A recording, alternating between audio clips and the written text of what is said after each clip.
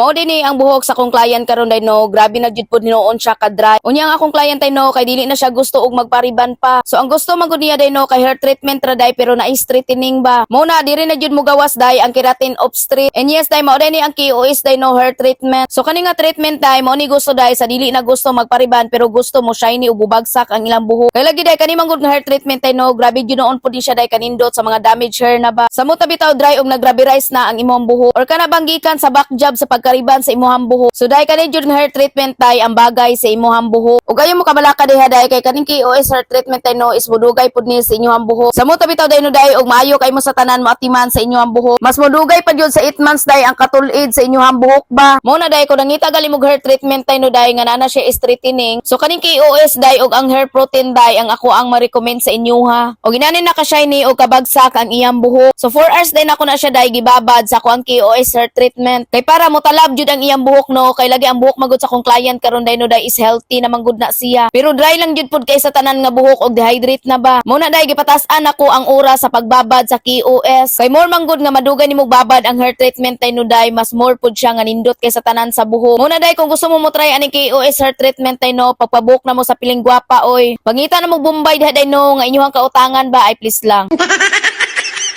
Og mo day to no, bye mo oy.